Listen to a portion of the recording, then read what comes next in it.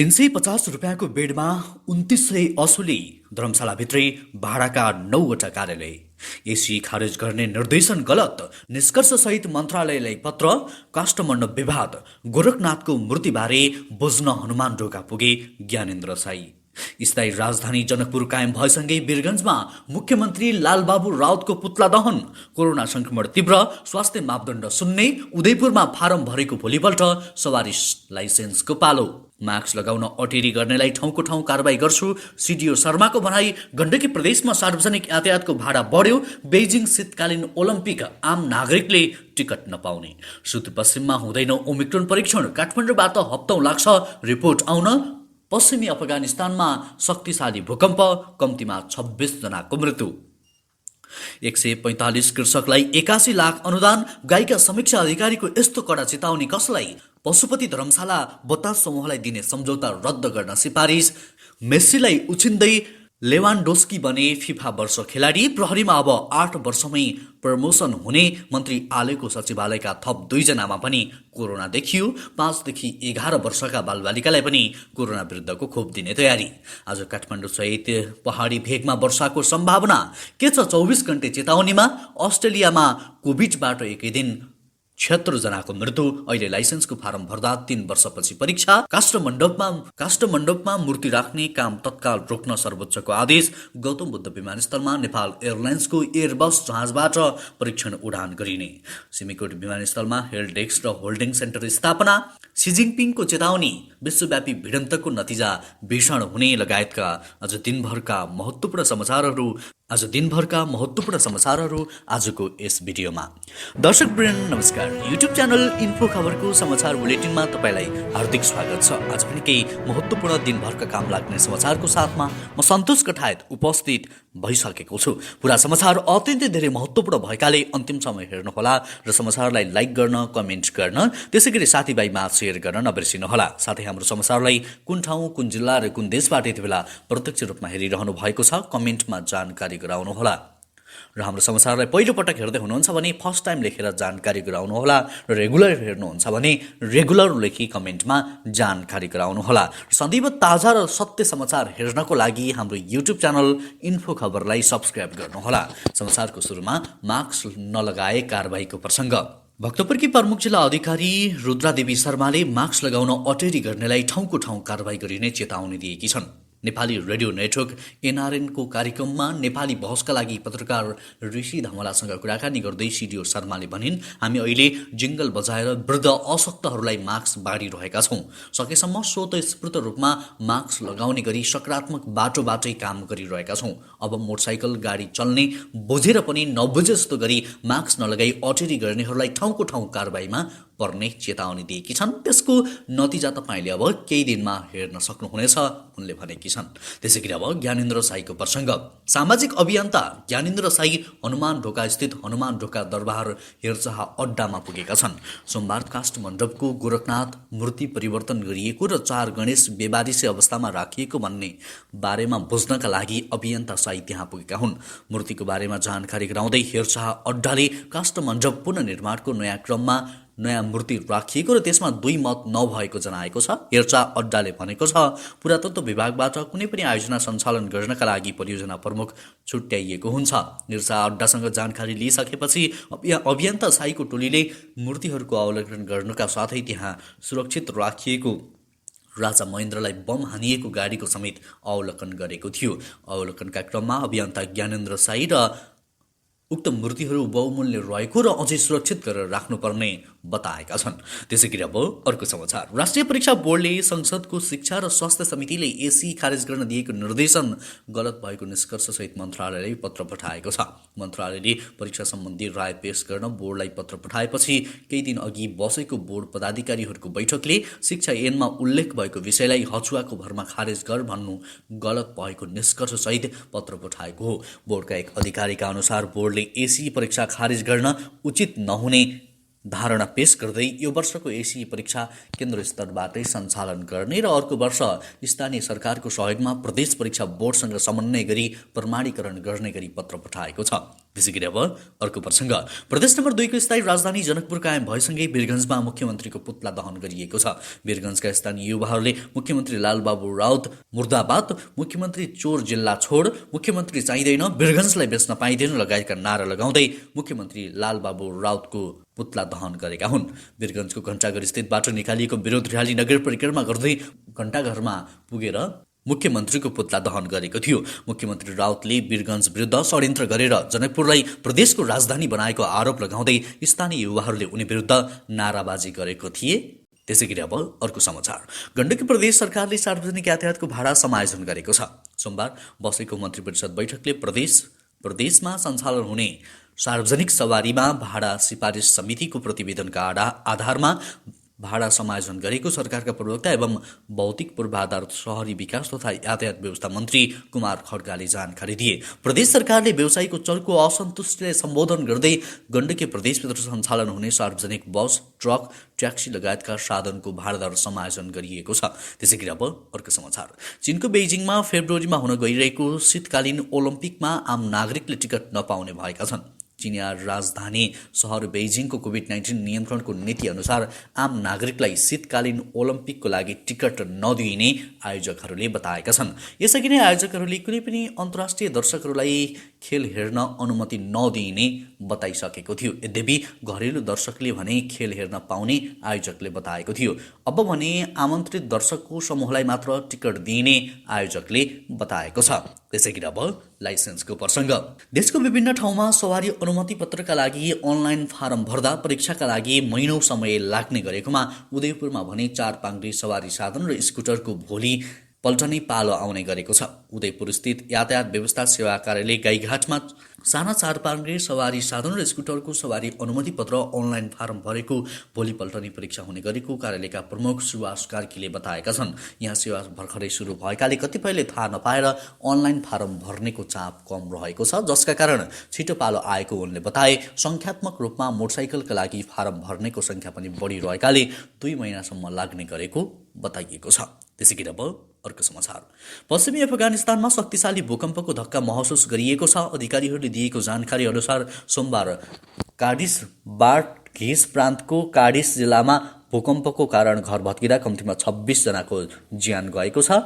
बार्ड-घिस प्रान्तका प्रवक्ता बाज मोहम्मद सारवारीले भूकम्पको कारण मानवीय क्षतिको पुष्टि गरेका छन्। युएस जियोलोजिकल सर्वेका अनुसार उक्त भूकम्प 5.3 म्याग्निट्युड मापन गरिएको छ। भूकम्पमा परि मृत्यु हुने 26 जनामध्ये 5 जना महिला र 4 बालबालिका रहेका छन् उनले भनेका छन्। त्यसै गरी अब अर्को समाचार सुदूरपश्चिममा कोरोना भाइरसको संक्रमण दर निरन्तर रूपमा उकालो लाग्दै गएको छ। अहिले संक्रमण पुष्टि हुनेमा अधिकांश भारतबाट फर्किएका नागरिक छन्। छिमेकी मुलुक भारतसँगै विश्वका अन्य मुलुकमा नयाँ भेरिएन्ट ओमिक्रोनको संक्रमण फैलिएको छ। सुदूरपश्चिममा पनि नयाँ भेरिएन्टको संक्रमण फैलिन सक्ने खतरा उच्च छ। भेरिएन्ट पत्ता लगाउनका लागि 164 स्वाब राष्ट्रिय जनस्वास्थ्य प्रयोगशालामा पठाइएको थियो, तर 18 नमुना परीक्षण गर्दा ओमिक्रोन देखिएको छैन भने बाँकी 146 नमुना परीक्षणको क्रममा रहेको प्रदेश जनस्वास्थ्य प्रयोगशालाका प्रमुख रामप्रसाद ओझाले बताउनुभयो। पठाइएको नमुना रिपोर्ट आउन 10-15 दिन लाग्छ उनले भने। अहिलेसम्म प्रदेशमा ओमिक्रोनको संक्रमण देखिएको छैन। त्यसै गरी अब सार्वजनिक बिदाको प्रसङ्ग मध्य प्रदेशमा आज मङ्गलबार सार्वजनिक बिदा घोषणा गरिएको छ। सोमबार मात्र जनकपुरधाममा राजधानी र नाम प्रदेश कायम भएपछि खुसियालीमा बिदा दिइएको हो। सोमबार प्रदेश सभामा भएको मतदानमा प्रदेशको नाम मध्य प्रदेश र स्थायी राजधानी जनकपुर हुने पक्षमा बहुमत पुगेको थियो। त्यसै गरी अब अर्को समाचार पशुपति क्षेत्र विकास कोषले सञ्चालक परिषदले बनाएको छानबिन समितिले नेपाल भारत मैत्री पशुपति धर्मशाला ठेक्का प्रक्रिया सम्झौता र त्यसपछिका कामहरू सबै कानुन विपरीत भएको ठहर गरेको छ। सोमबार संस्कृति पर्यटन तथा नागरिक उड्डयन मन्त्रालयका सचिव तथा परिषदका सदस्य महेश्वर न्यौपानेलाई बुझाएको प्रतिवेदनमा बतास समूहसँग भएको सम्झौता रद्द गर्न सिफारिस गरिएको छ। 378 जनालाई एकपटकमा प्रति व्यक्ति 350 रुपियाँको दरमा राख्नुपर्ने सम्झौता थियो, तर अहिले धर्मशालाले 2वटा कोठामा 21वटा बेड मात्रै 350 रुपियाँ भाडामा दिएको छानबिनको क्रममा भेटिएको छ। त्यसै गरी अब अर्को समाचार देशभर कोरोना संक्रमण बढ्दै गएपछि हुम्लाको सिमकोट विमानस्थलमा हेल्थ डेस्क र होल्डिङ सेन्टर स्थापना गरिएको छ। हुम्लाबाट अन्तर्जिल्ला पुग्ने छोटो हवाई यात्राको माध्यम भएकाले विमानस्थलमा हेल्प डेस्क स्थापना गरिएको हो। सोमबारदेखि सिमकोट विमानस्थलमा सिमकोट गाउँपालिका र स्वास्थ्य सेवा कार्यालयको समन्वयमा हेल्प डेस्क स्थापना गरिएको छ। प्रमुख जिल्ला अधिकारी गणेश आचार्यको संयोजकत्वमा बसेको जिल्ला कोभिड सङ्कट व्यवस्थापन समितिको बैठकले जिल्लाका मुख्य सीमानाकामा हेल्प डेस्क स्थापना गर्ने निर्णय गरेको स्वास्थ्य सेवा कार्यालयका प्रमुख प्रेम सिंहले जानकारी दिनुभयो। त्यसैगरी अब कृषकलाई अनुदान दिएको प्रसङ्ग। कृषि ज्ञान केन्द्र बागलुङले कृषकले लगाएको फलफुल तथा तरकारी खेतीको क्षेत्रफलका आधारमा अनुदान दिन सुरु गरेको छ। गण्डकी प्रदेश अन्तर्गतको बजेटबाट 145 कृषकलाई चालु आर्थिक वर्ष 2078-79 स्वीकृत गरेको अनुदान मध्ये 23 कृषकका फार्मलाई क्षेत्रफलका आधारमा अनुदान स्वीकृत गरेको छ। केन्द्रले क्षेत्रफलका आधारमा अनुदानसँगै कृषिमा यान्त्रिकीकरण, रैथाने बाली प्रबन्धन र स्थानीय कृषि उपज सङ्कलन केन्द्र, फलफुल बगैँचा सुधार, साना सिँचाइ कार्यक्रम र फलफुल नर्सरी स्थापनाका लागि 145 कृषक फार्म सहकारी तथा समूहलाई 81,75,00,000 स्वीकृत भइसकेको कृषि ज्ञान केन्द्रका प्रमुख भानुभक्त भट्टराईले जानकारी दिएका छन्। त्यसैगरी अब अर्को समाचार। अस्ट्रेलियामा कोभिडबाट एकै दिन 76 जनाको निधन भएको छ। मृत्यु हुने मध्ये अधिकांश न्यून साउथ वेल्स, भिक्टोरिया र क्विन्सल्यान्डका रहेका छन्। अस्ट्रेलियामा कोभिडबाटै एकै दिन यति ठूलो सङ्ख्यामा मृत्यु भएको यो पहिलो पटक हो। यसअघि सन् 2020को सेप्टेम्बरमा भिक्टोरियामा कोभिडबाटै एकै दिन 59 जनाको निधन भएको थियो। पछिल्लो एक सातामा अस्ट्रेलियामा कोभिडबाट मृत्यु हुनेको सङ्ख्या 359 पुगेको छ। यो सँगै अस्ट्रेलियामा कोभिड फैलिएसँगै कुल मृत्यु हुनेको 13% हो। त्यसैगरी अब गायिका समीक्षा अधिकारीको प्रसङ्ग। गायिका समीक्षा अधिकारीले नारीलाई कमजोर नठान्न चेतावनी दिएकी छन्। गायिका अधिकारीले सोमबार सामाजिक सञ्जाल मार्फत कसैले नारीको विश्वास र भावनामा खेलवाड गर्यो भने उसले दुःखद परिणाम भोग्नुपर्ने चेतावनी दिएकी हुन्। नारी भनेका दुर्गा देवीका रूपमा माया ममता पनि दिन पनि सक्ने र अन्याय भएमा महाकाली बनेर पीडितको सर्वनाश पनि गर्न सक्ने आक्रोश उनले व्यक्त गरेकी छन्। यदि कसैले नारीलाई कमजोर सोचेर उनको विश्वास र भावनामाथि खेल्यो भने उसले नारीको शक्तिको सामना गर्न सक्दैन। त्यसैले नारीलाई कमजोर नसोच्दा पनि हुन्छ, उनले भनेकी छन्। त्यसैगरी अब अर्को समाचार। प्रहरी सेवामा अब 8 वर्षमै बढुवा हुने भएको छ।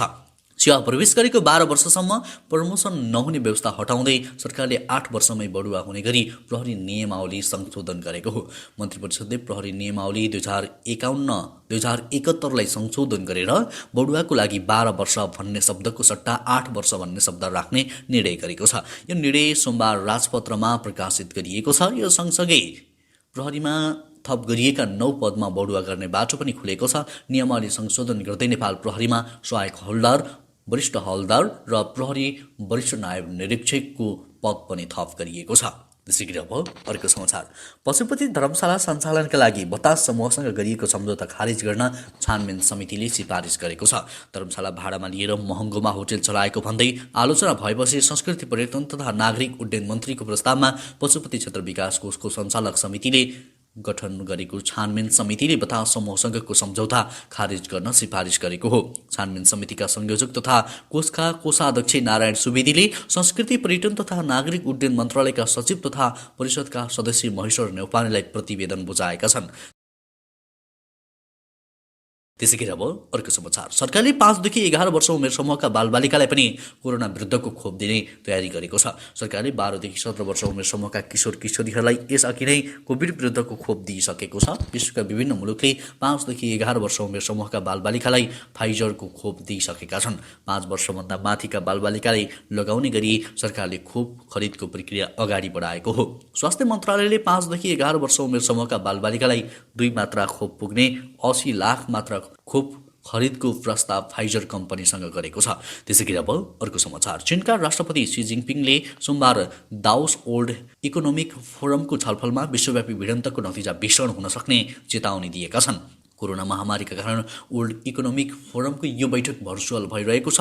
राष्ट्रपति सी जिनपिङले भिडन्तले समस्याको हल ननिस्किने कुराको इतिहास साक्षी रहेको बताएका छन्। उनले कोरोना महामारीको असरसँग जुझ्नका लागि साझा कोसिसको आवश्यकता पर्ने बताएका छन्।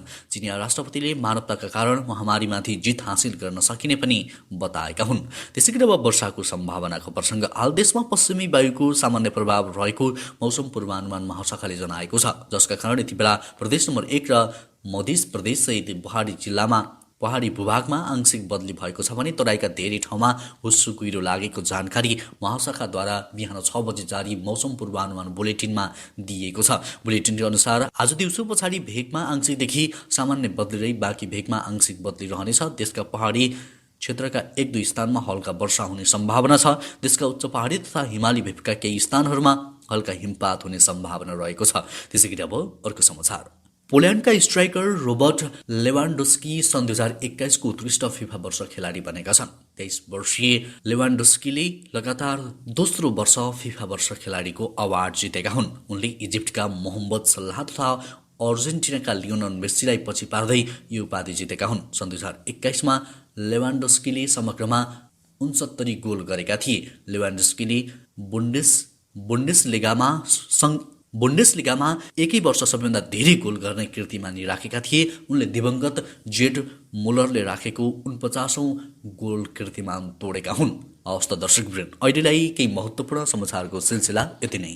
हरेक दिन बिहानै ताजा र सत्य समाचार हेर्नको लागि हाम्रो युट्युब च्यानल इन्फो खबरलाई सब्स्क्राइब गर्नुहोला। हवस् त अहिलेलाई भने म लगायत हाम्रो सम्पूर्ण टिमलाई बिदा दिनुहोस्। तपाईँको बाँकी पल सुखद अनि रमाइलो बितोस्।